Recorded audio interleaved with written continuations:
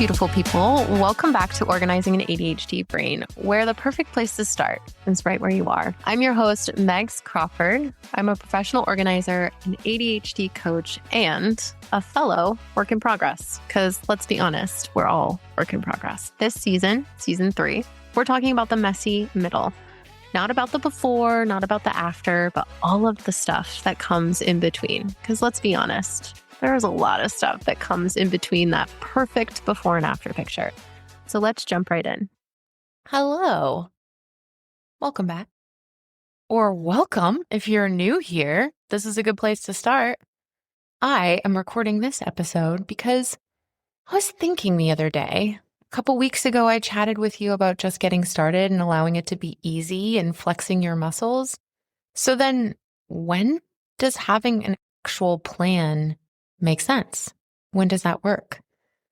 I'm also coming to you today in a harder day, interestingly enough. I've done some of my bare minimum tasks today, and I've also done some of the tasks that I had to get done just based on knowing what needed to get done. But I recognize in this moment that I have a 6-year-old who's about to turn 7. 6, 7. It's not cool anymore. I know.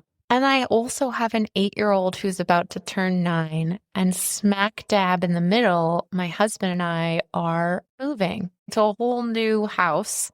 This will be the second time moving this year, third time moving this year since we sold our house last July. So we're on another adventure.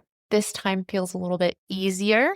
We feel a little bit more prepared, and maybe we have a little bit more of a plan, so to speak. I am recording this episode because, as I've told you, I'm not on social media very often, but I do sign in when I have a local event or an event that I want to tell people about. I was on Instagram the other day and I was watching this video, and this gentleman came on and he said, "Let me show you the difference between an ADHDer planning their meals for the week and a typical normal person planning their meals for the week." I'm going to be honest, I didn't actually watch the end of it, but part of it was because, okay, I know where this is going and it's not going to look good for the ADHDer. And part of me got a little annoyed, and this is my fight or flight response kicking in. I'm a little annoyed because I know that plans can actually help. Having a rhythm and a routine and something that you can come back to rely on can be very helpful for those with ADHD and with ADHD, if you're a part of that category. I did an episode on Burn It All Down, the ADHD Brain's all or nothing trap. I talked about starting small and letting it be easy. So when do we actually make a plan? And does having a plan actually work? I'm here to tell you yes. And I'm going to talk to you about the different ways that it does, but perhaps not in the way that you might think a plan works. Because what I will tell you right now is your beautiful brain loves to try to think of every possible scenario and has the best ideas for solutions. And in fact, not only has a solution for the solution, but has a solution for that solution that is now split into 3 different solutions because we've thought of every possible solution on top of that solution that now needs an additional solution. But you know what we didn't do? Write it down. So you know what's hard to stick with? That damn plan. So we're going to talk about it in a way that makes more sense and keeps things simple. Because while we can follow intricate plans that we've created, that we've written down, it is much harder to remember these intricate plans. And so let's talk about a plan actually working. I'm going to start with a story. And for those of you that are new, you might not know that my husband and I sold our house in Colorado last year and we moved across the country to Massachusetts. But where did we stop along the way? Georgia. Why? I don't know, but we were there and we lived there for almost a month and it was really cool. We lived in this house on top of a mountain, Mount Oglethorpe, if you are familiar with that area. And we knew that wherever we were going to be, we were going to adjust our lives to be there because it was only going to be temporary, of course. What we didn't really factor into the equation was that the closest grocery store was now going to be at least 20 minutes away each way. So that's a 40-minute drive just to get groceries. Some of you might live this life already. And so you're like, yeah, Megan, that's normal. For us, it wasn't, because we've always lived, well, for the last 5 years, about a mile away from the grocery store. So if we forgot something, it was really easy to just go to the grocery store and get it.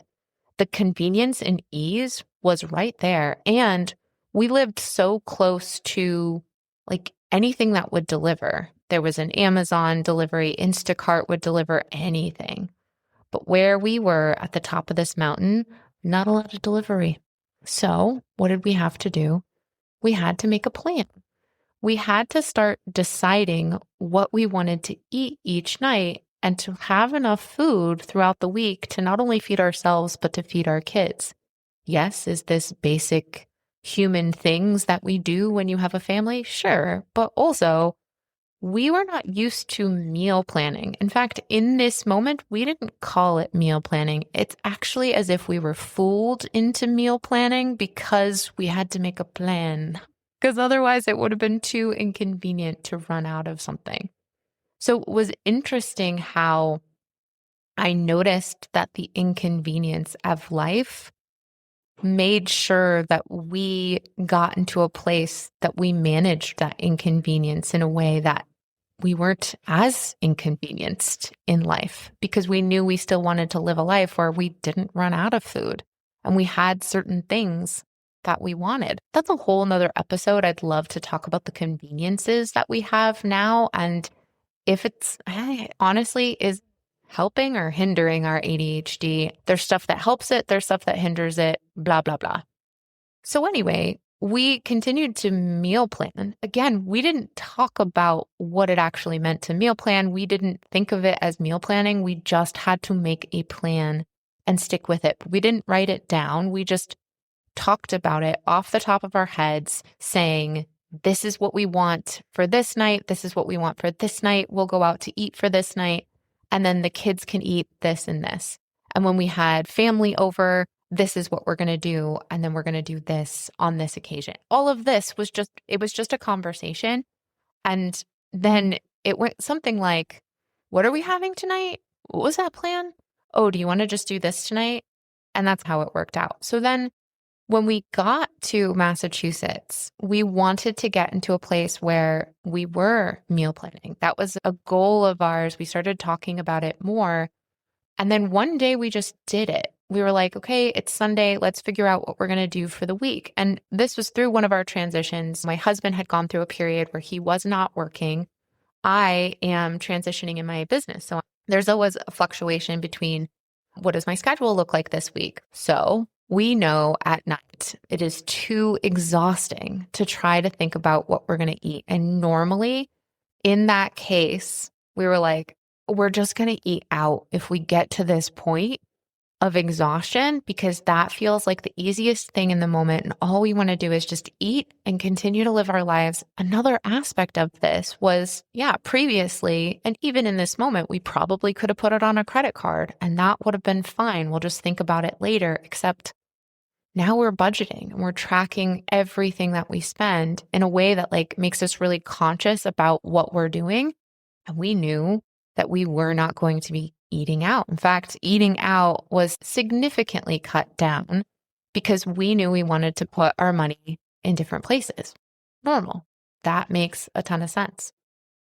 So there is a convenience factor here again, in that when I was working a corporate job and my husband had a full-time paying job too, we didn't worry about what we spent on eating out as much. Maybe that's something that we could have in those moments and we didn't, and that's fine. We're doing things differently now. But because of the fact that we can't necessarily just order out and we didn't want to be spending our money in that place, we knew we needed to meal plan. So when we started to sit down to do it, we didn't even realize that we had already built up some of the muscles we needed to do the meal planning. And so I actually went into the reserves of my Remarkable, where I keep some of my files. I found some old recipes that I knew we liked. And in the past, I started playing the leftover test where I would make a note on if we liked it enough to have it for leftovers. Because there's some things that go into your fridge to die and then never actually be eaten again, even though you have it and you should eat it, but you don't. So I went into those reserves, and then my husband and I started talking about what we want to have for meals each week. And then we started planning the girls' meals too. And yes, they eat separate than us. We're doing our best. So we're at the point now that when Sunday comes, we meal plan. And I say that and I'm laughing because this week we didn't. And part of that was because we went to Costco instead of meal planning and didn't have the capacity to meal plan. So guess what? It's Tuesday night and I don't know what we're going to have for dinner tonight. And I feel okay about it. And also, I wish that we had taken the time to do it because it's annoying now. It's also annoying when we do it. And I practice regulation through it. I take a deep breath. Let's take a quick break. If you're enjoying this episode, I have a quick favor to ask. Could you take just a minute to leave a review? I know. Every podcast asks, but here's the deal.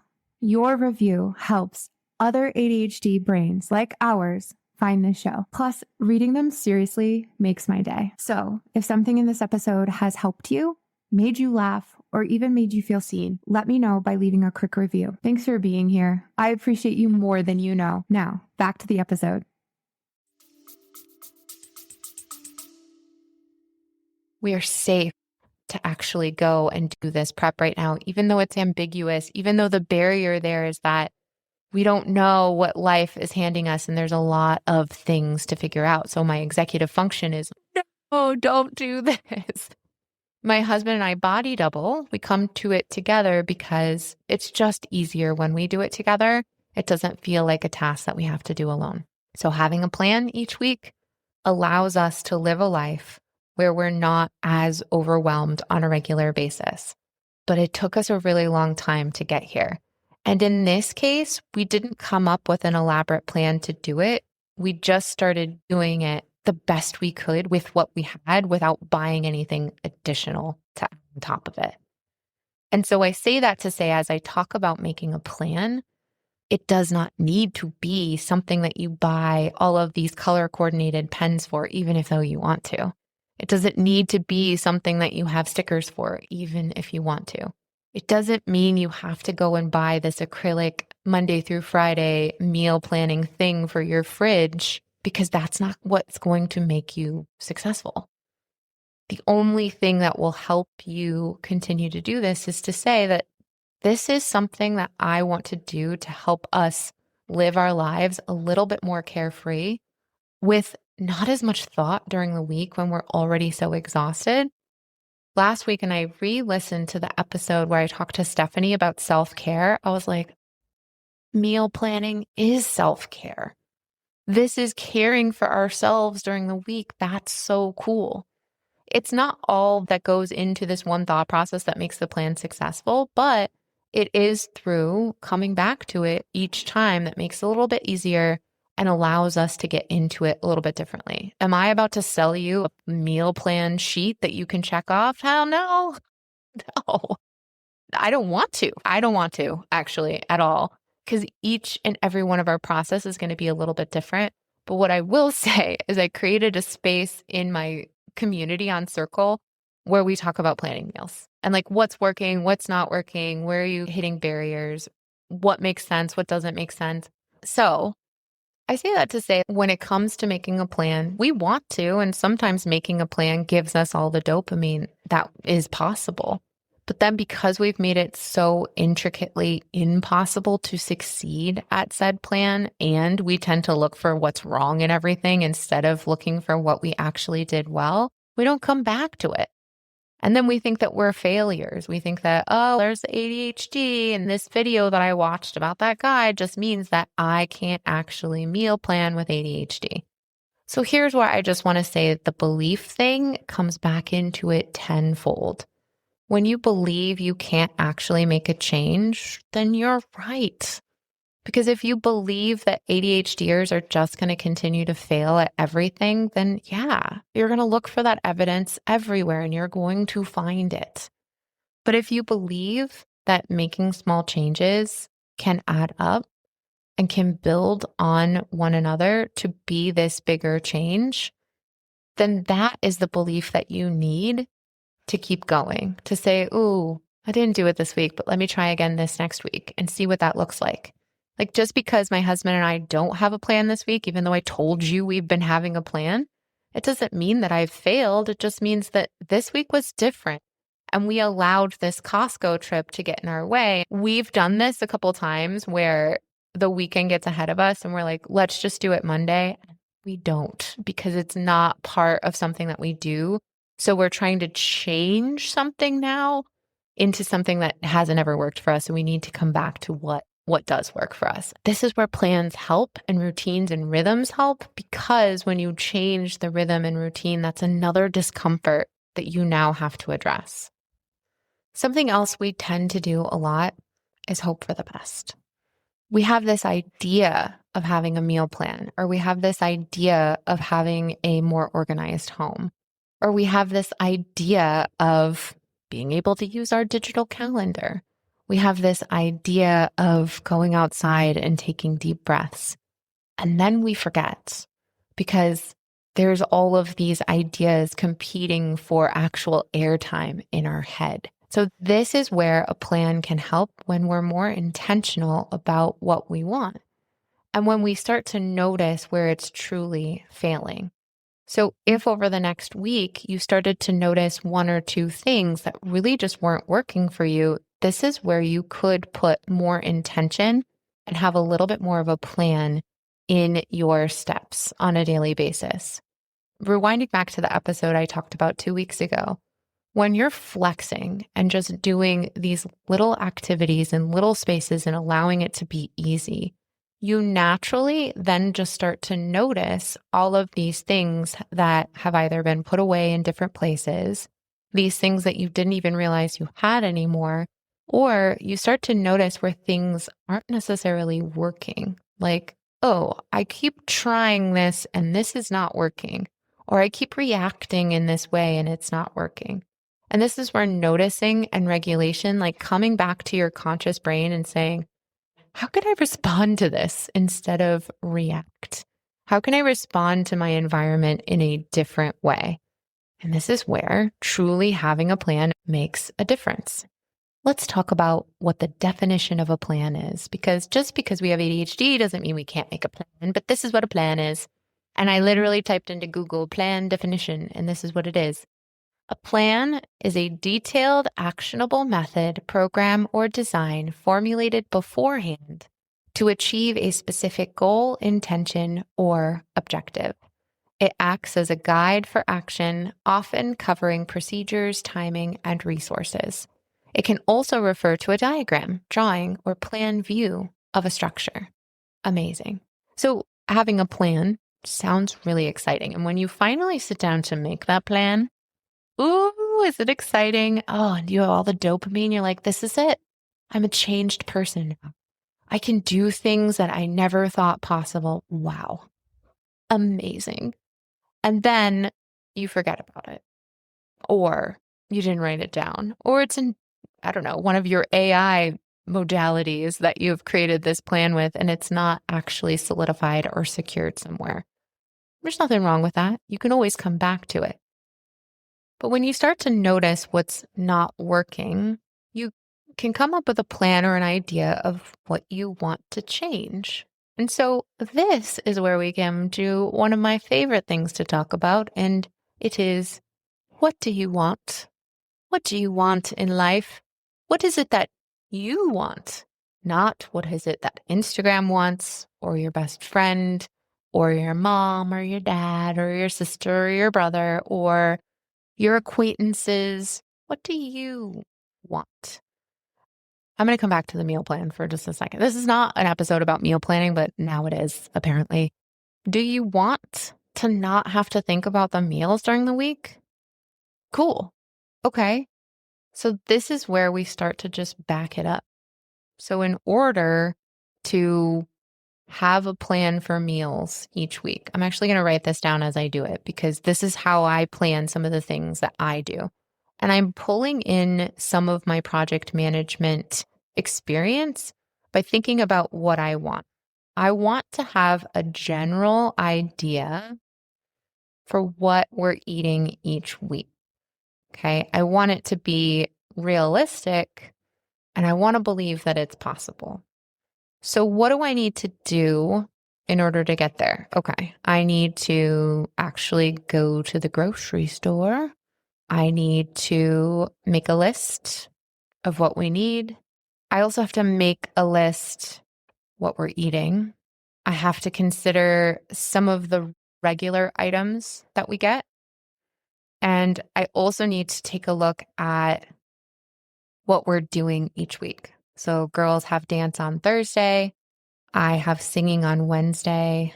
Sometimes my husband has an event on Monday.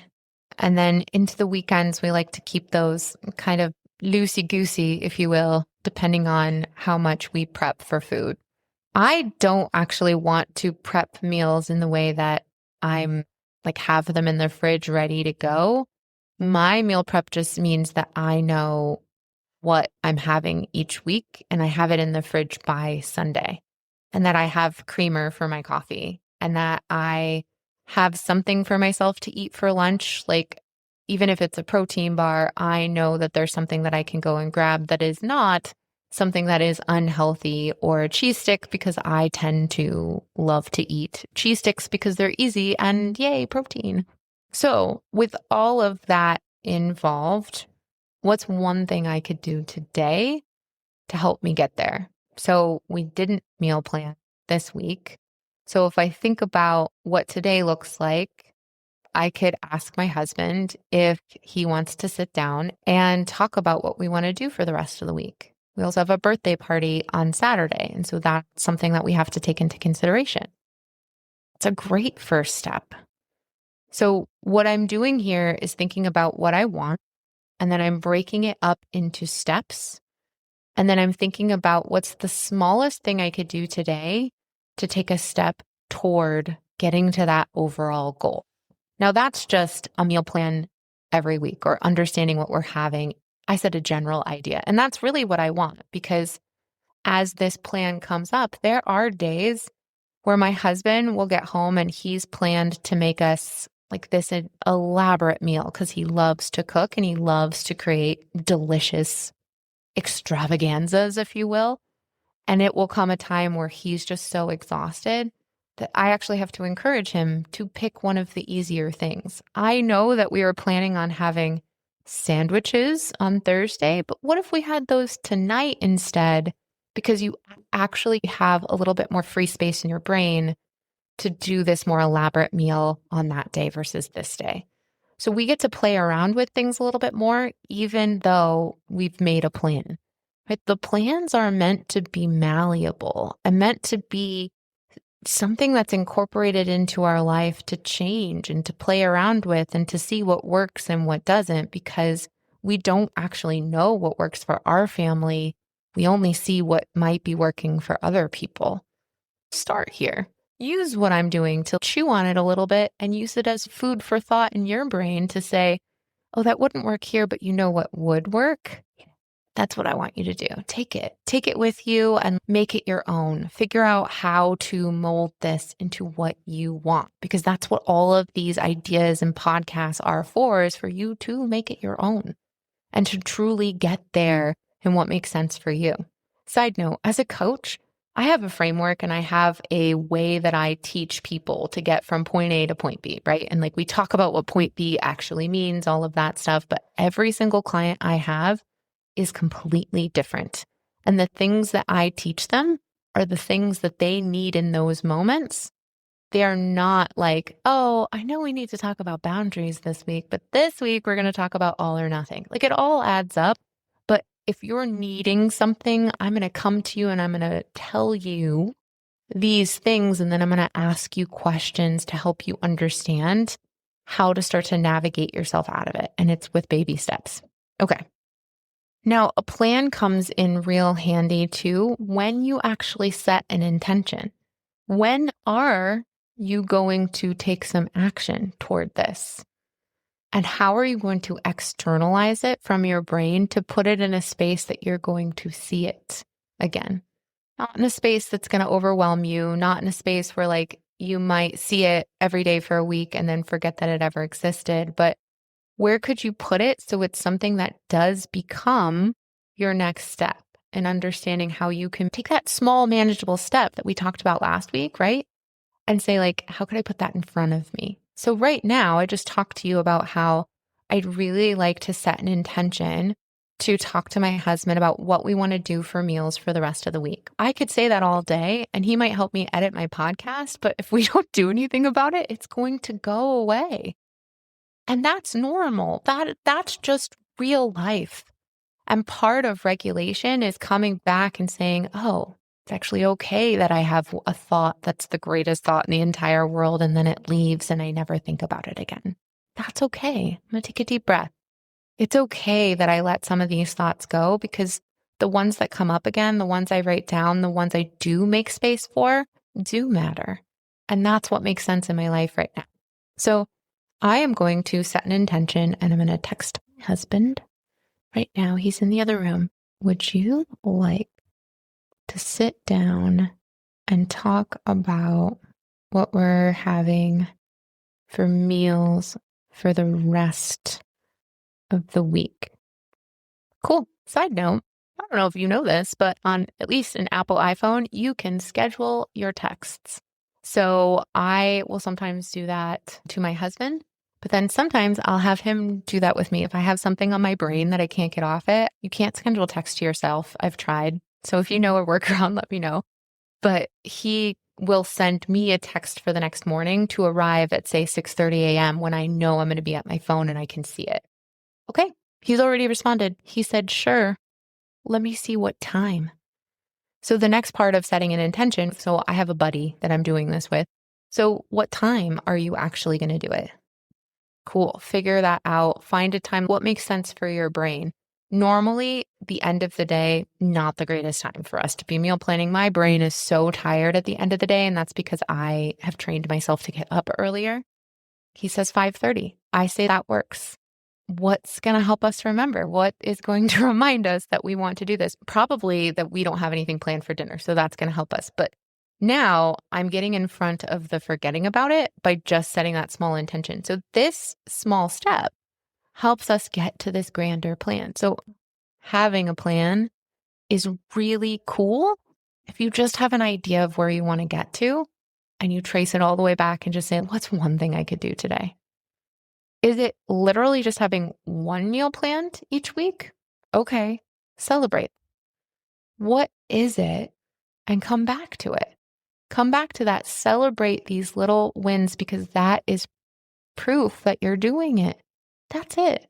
It's not this all or nothing thing. We can't be all or nothing, because if you did have 1 week where you almost made it and then you failed because the last 2 days you ordered out, do you actually give yourself credit for the first 3 days that you stuck to something? So does a plan work? Yeah. But is it black and white and like perfect? No. A plan is having an idea of the life that you want to live that can make it easier, understanding that you need to believe that you're capable of getting there, and then just knowing what step you could take toward that today. Let's take it a huge step back. Let me make a plan just for today and see what I can accomplish instead of letting the overwhelm hit me. And you know what that comes back to? Regulation. It's taking deep breaths when that overwhelm hits, noticing it and saying, oh, okay, I'm actually safe because I can't do all of these things all at once. Maybe I am quote unquote behind, which is a thing that we tell ourselves that's not actually real. We're not behind. We're exactly where we need to be. So when it comes to a plan, the idea is to not make it elaborate and unachievable. It means to set an intention and allow it to be realistic based on who you are in this moment. I had a woman reach out to me a couple months ago and we talked about coaching. And she's like, I want a Martha Stewart house where everything is perfect and it looks amazing. I was like, cool. Have you ever done this before? And she's like, no. I'm like, awesome. How much stuff are we working with? And she's like, a lot. And I'm like, okay, that's not realistic. I'm going to tell you that, right? I'm not here to make your dreams come true overnight. I'm here to help you understand what you're capable of, which is a whole freaking lot. So after you've set this intention, now is time to expect imperfection, expect life to happen. Have you ever done a project and maybe you have hired someone for a project, or you've even heard of someone hiring someone for a project and they're like, yeah, we can have this done in around 3 months time frame. So what they do in there is they estimate the amount of time that each part of the project is going to take. So let's say you're redoing your kitchen.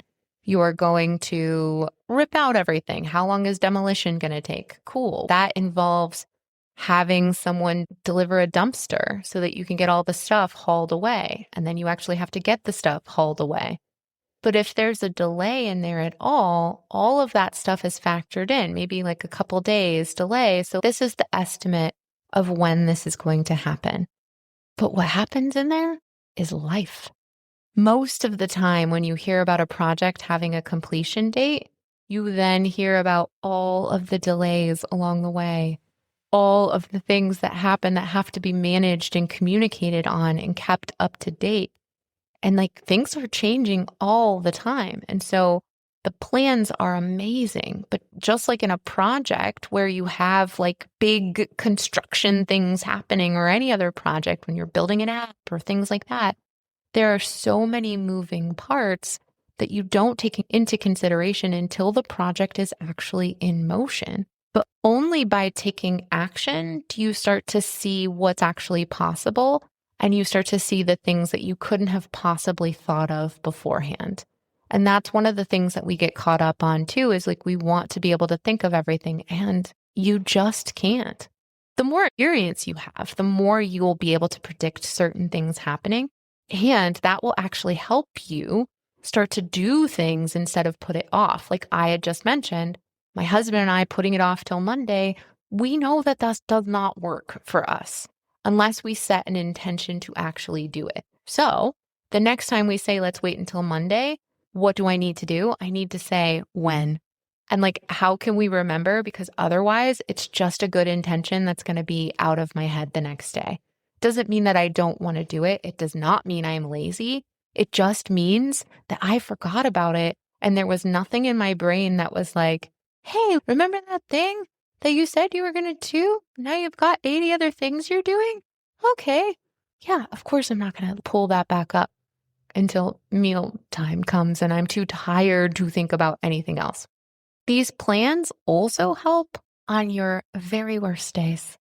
The worst days, the days you show up and you're like, I can't do all the things I said I was going to do today because I was a champion yesterday and today I'm not that same champion. So what's the bare minimum? And the bare minimum, it comes back to those really easy tasks I talked to before. You flex doing those easier tasks so it's easier to come back to them. So like today, I worked out. Here's what I did. I used my green armband that I have on my calendar every day that says do 10 green armband stretches. And then I can say that I worked out. And that's it. But today I felt a little bit more excited about it. So I did 10 green armband stretches and I alternated those with squats. And then I was done. And I was able to check that off and say that I worked out today.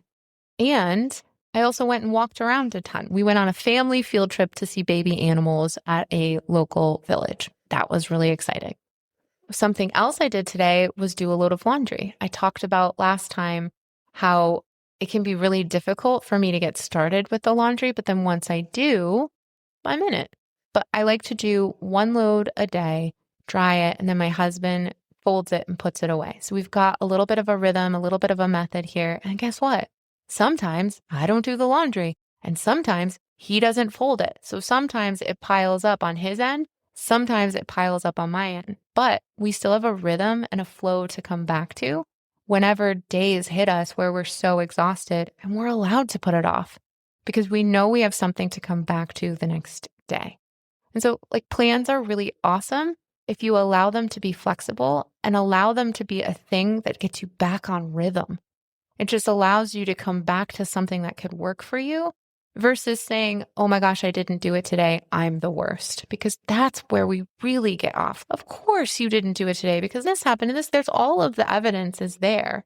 You didn't get a good night's sleep. You haven't been sleeping. And so your brain is accumulating no sleep. And now this is the evidence of that. But now you're shaming yourself because you're not doing the things that is just more evidence that you're not able to take care of yourself because of all of this other thing. In yoga, a couple weeks ago, I got this card that said, life is happening for you and not to you. I was like, what does this mean? And I'm like, oh yeah, that makes a ton of sense. For me, every time life happens, it's giving me a sign that is evidence that something is or isn't happening in other places. And so today I'm really tired. That points to I'm not getting enough sleep, or I'm not maybe taking care of myself in the best places. Maybe I'm not drinking enough water. There's a lot of things that this could be, but because I'm noticing and I'm practicing noticing, that allows me to start to take mini steps to get back to who I am. And sometimes even getting back to this rhythm that has worked in the past can be really helpful to me finding myself again, finding myself in a space where I am getting enough sleep, where I am taking care of myself, because maybe laundry is self-care, right? All of these little things add up to making me this better version of myself. But I get to have bad days too. And that's where a plan actually supports me. It doesn't hinder me, and it doesn't need to be perfect.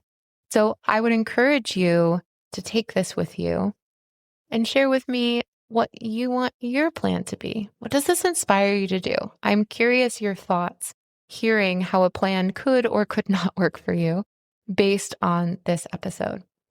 I would love to invite you into my community, Organizing an ADHD Brain. You can join right now by going to organizinganadhdbrain.com/community. This month, we're challenging ourselves, getting to these small little parts of our life, getting our eyes on things and taking small steps toward where we want to go. We also have a roundtable next week, just talking about what we're working on and getting in each other's corner so that we can support one another. Next month, we're going to be doing small little steps in the direction of where we want to go, but in the digital space. In the end, just want to remind you to take a deep breath.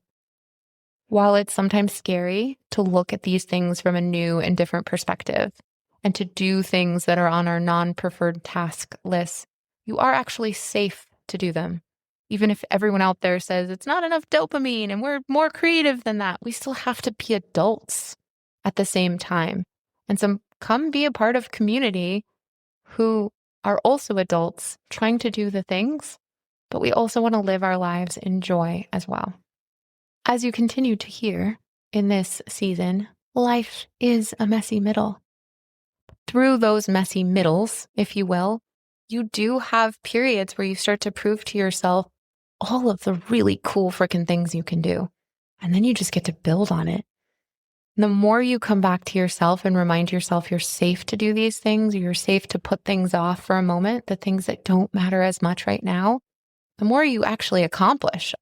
On that note, I'll see you next week.